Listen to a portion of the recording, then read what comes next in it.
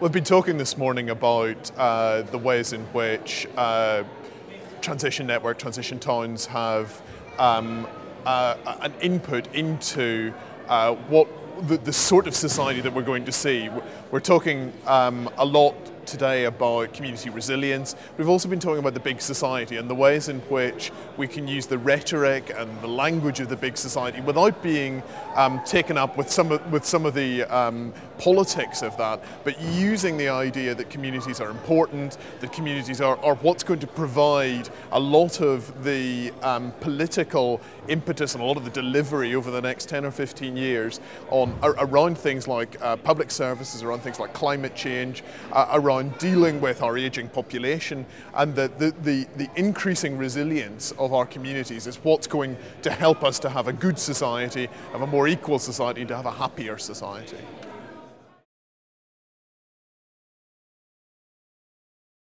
Well, transition's an absolutely fantastic way of bringing the community together.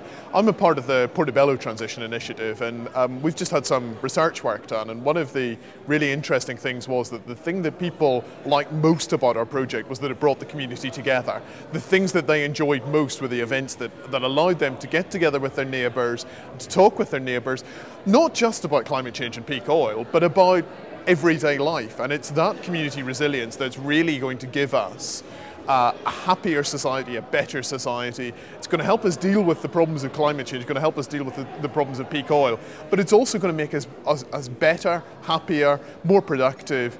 And we're going to be able to have what we've talked about this morning as a leisure society rather than a consumption society. So we're going to be able to enjoy ourselves rather than feeling compelled to spend money.